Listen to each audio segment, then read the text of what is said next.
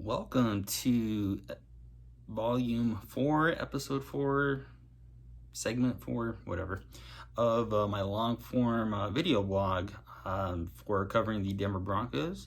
I was really pleased with some of the feedback that I got last week in regards to changing up the format a little bit, in which I kind of went over a significant moment from the previous week and also broke down what I think will be keys to victory versus the upcoming opponent. So last week, I covered Jaleel McLaughlin's big run versus the Jets, and this week I'll be covering a defensive play from the loss versus Kansas City, and then I'll go over my 3 keys to victory versus the incoming Green Bay Packers on Sunday. So without further ado, let's jump in.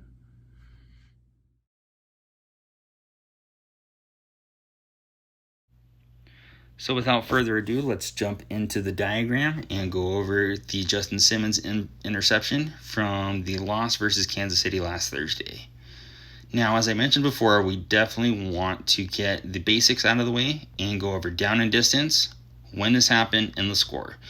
This happened on a 3rd and 8 inside the Denver red zone in the first quarter with the Chiefs leading 3-0. Kansas City is in a 2 tight end, 2 wide receiver set. Traditionally, whenever an offense is playing with a 2 tight end set, this is going to be a heavy run formation, or this is going to be a max protection passing situation. But Kelce is really the joker in this, in that they can move him all over the place, and they tend to do this. It's not out of the realm of ordinary for Kelce to be on the outside or to even be lined up inside as a blocker. In this case, they did move him to the slot, where he creates a lot of mismatches. On the defensive side of the ball, Denver's playing a basic nickel defense with 4 down linemen, 2 linebackers, and 5 defensive backs, with 3 of those defensive backs, being corners. There is also 4 pass rushing defensive linemen, so the Denver defense is really hoping to play coverage in the back end and get enough pressure with their front 4 to cause Mahomes to go into a bad throw.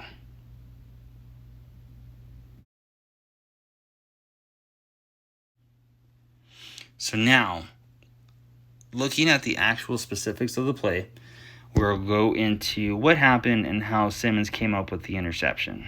So from what we've seen this, we see 3 receivers on Mahomes' right. Mahomes was going to be reading this from the outside in, with Kelce being his last read. This is a layered concept, with there's 1 route being short, 1 being medium, and 1 being long. The longest being Kelce running the skinny post, which I've outlined with him on the X, and then him with his name underneath it. So what they're hoping to do is run a skinny post with Kelce and hope that Denver leaves the middle of the field open. Denver, on the other hand, is going to be playing man defense. How you can tell it's man defense is by what I mentioned earlier with the 2 tight end formation that KC used, and that there is a tight end out on the perimeter with only Patrick Surtain in coverage. Now, to start the play, the Broncos can either jam Kelce with Jonathan Cooper at the end or with Josey Jewell. They chose to use Josey Jewell and try to throw off the timing and give Kelce a bump over the middle.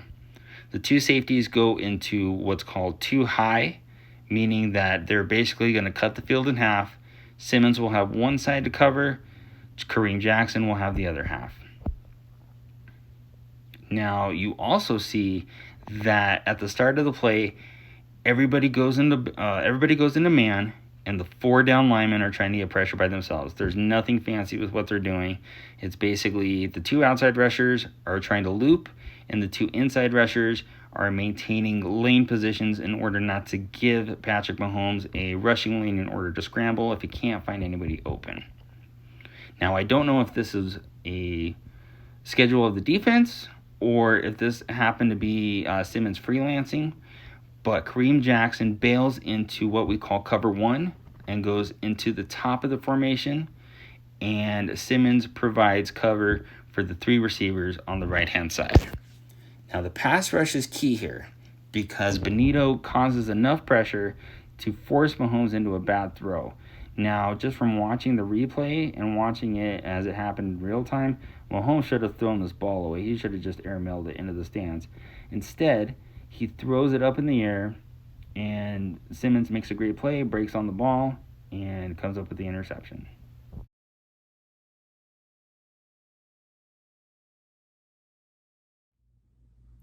So now we enter the last part of my series, and we talk about keys to victory versus the incoming opponent.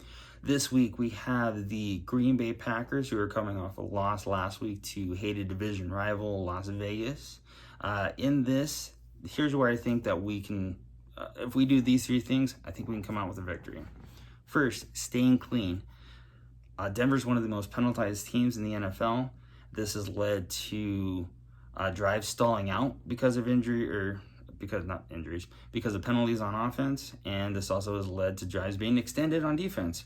If this doesn't have to be something perfect, but if you're averaging 8 or 9 penalties a game and maybe cut that down to 3 or 4, you're automatically giving your offense more time and more downs to score points. You can only win a game if you score more points. And on defense, if you're getting guys out of there instead of extending drives for them, you're really helping out a defense that did actually look a little bit better versus Kansas City, but obviously isn't quite all the way there yet. And you'll be doing them a favor if you can get them off the field faster. Second of all, win the turnover battle. Jordan Love threw 3 interceptions last week versus a very average Raider defense. If Denver can get in his face, make this a hostile situation for him, I can see where they can cause those same turnovers to help them out. Combine that with Aaron Jones also potentially missing this week's game, and you have a very young receiving core, backups playing at running back, and a second-year untested guy in Jordan Love at quarterback. This should be a game where Denver looks about the same as they did versus Kansas City on Thursday. So hopefully VJ, fingers crossed, gets the message and decides to bring the heat again like he did last Thursday. And the third thing is, let Javonte Williams eat. If you've seen the games that he's come back in, Javonte Williams has played great and has looked great. I do not understand why the coaching staff is limiting his touches, and this needs to be a game where he has 20 to 25 touches throughout the game. If he's getting that many touches on the ball, it means that we're running the ball well, which is what we do well, and it helps Russ in the offense. If he's getting that many touches, it means we're playing with a lead, and we're also salting away games, shortening games to basically help our defense. Javonte Williams can be the fulcrum of that if we're giving him the ball. No disrespect to Jaleel McLaughlin, who has played well in his absence. McLaughlin's a third down back, and he really needs to be playing in that role. Javonte Williams needs to be the workhorse for this offense. So if we cut down on the penalties, force a couple turnovers, and feed the rock to Javonte, I think we have a good chance of winning this thing.